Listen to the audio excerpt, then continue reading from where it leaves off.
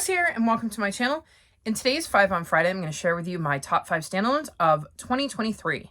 So with 2023 officially being over, that means I can start to dive into some of my favorite reads. This year's list has some surprising books on there, things I would not have expected had you told me that at the beginning of 2023. So let's dive in and see which 5 books I picked as my favorite standalones. First is Spare by Prince Harry.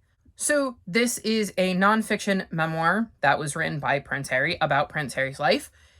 I listened to the audiobook, which he narrates himself, and it was absolutely amazing. I thought his story was fascinating, and he did a really good job communicating how, despite being Prince Harry, he is still just a guy who has emotions and feelings and a mom and a dad and a brother and complicated family relationships and has all of those things that you see in a normal, regular person. And I just found him super relatable because he talks about some of the mental health issues he's gone through and really dives into that and makes himself vulnerable when talking about that. I thought it was quite interesting hearing how he felt in the wake of his mother's death and how that affected him, and his perception of how it affected those around him.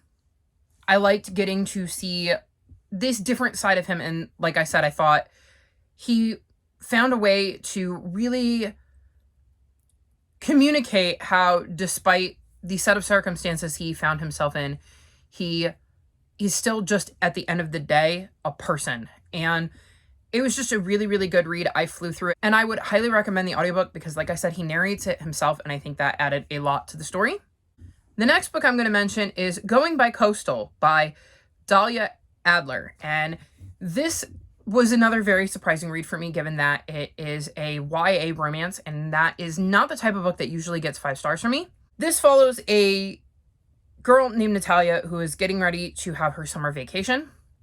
Her parents are divorced, and she's debating whether she wants to stay in New York with her dad or spend the summer in LA with her mom. There are definitely pros and cons to each, and we end up seeing a narrative where she does both. So in one POV, we see her spending the summer in New York, trying to fix things with her mom from a distance, and finally going after the cute red-headed girl that she's been seeing around the city. In another POV, we see her choosing LA, again, working on her relationship with her mom, this time in person. She gets to intern at her mom's job, and there is a cute male intern there that she develops a bond with. And we see what that would have brought had she chosen LA instead of New York. So we bounce back and forth between these two POVs where we see how her summer would have played out if she had chosen New York and if she had chosen LA. And then the end of the book wraps it up in what I thought was a really unique way. And I really, really loved, and was the thing that ticked this book over into the 5-star category. I spent most of the book wondering how they were going to tie this up because it is such an intriguing premise of we're getting to see how her summer would have played out in 2 different timelines, but which one is real?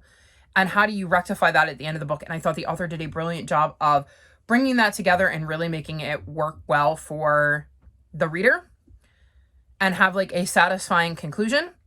I got really invested in both stories, and I didn't really prefer one summer to the other or one love interest to the other.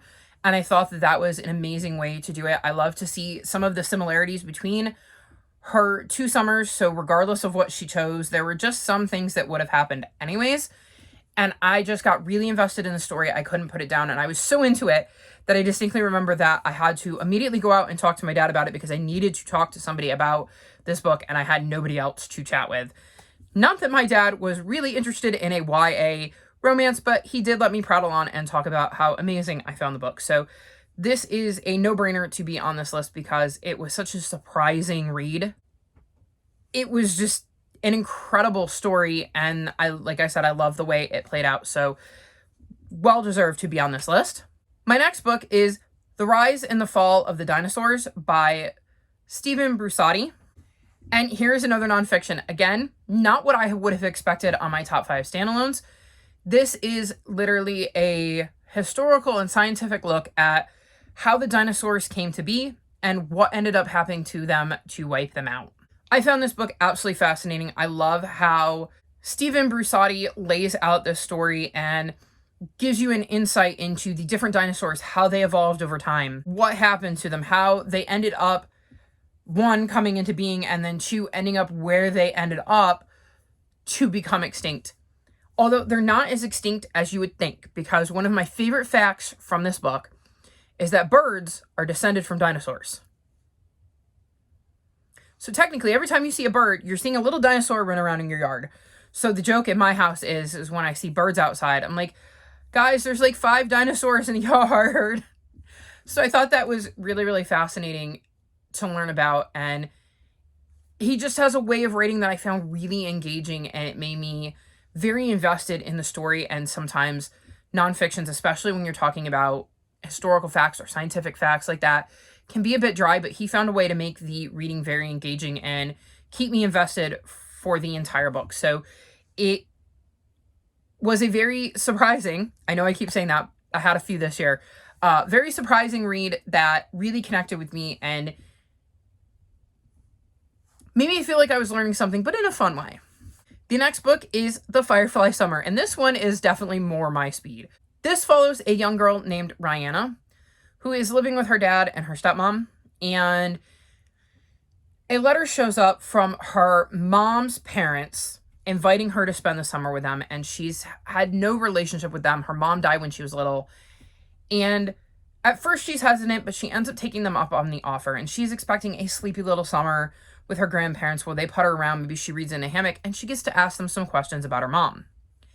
However, once she gets there, she realizes that they actually owned a summer camp, and not only are her grandparents there, so are her aunts and uncles and her cousins. So she gets to meet this whole crew of family she didn't know she had. And while there, she discovers a mystery her mom left behind. So she gets to know her mom in a way that she wasn't expecting. I love this. This had such amazing family vibes. I was really interested in the mystery her mom kind of left behind and whether she and her cousins were going to be able to figure that out.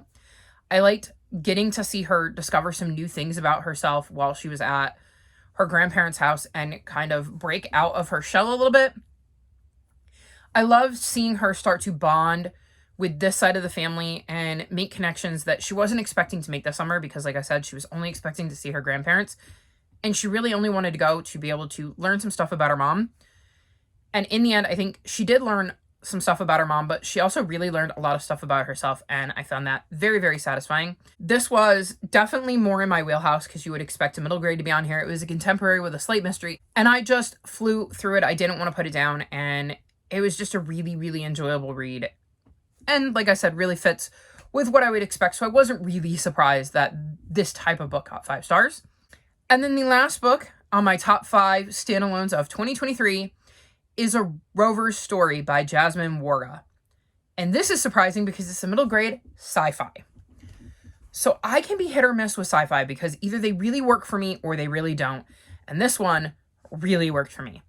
So this follows a Mars rover named Resilience, and we see him like at the lab as he's getting tested and getting kind of put through his paces before he is going to be shipped off to Mars. And one of the scientists that works on him has a daughter named Sophie.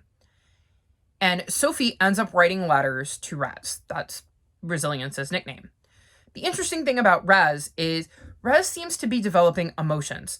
So we see him get really attached to the people around him, other rovers, other machines, anything that he can communicate with, he starts to develop an attachment to, including Sophie because he's getting her letters. So we see Resilience, who is, like I said, a very different rover because he's developing feelings as he learns all of the things he would need to know to be a Mars rover and then getting to go to Mars and being on Mars and what that is like for a rover who has a little bit of feelings, while we also get to see Sophie and learn more about Sophie's life as she writes these letters to the Mars rover. And I just loved everything about this. I loved Rez. I found Rez to be a very fascinating POV. I got really, really attached to them and their story. I was rooting for them even though I knew like that they're on Mars, so there is a decent chance that they are not going to be able to come back and be functional because a lot of times we leave our rovers up there. We can't really retrieve them. It's Not exactly an easy situation given how far away Mars is.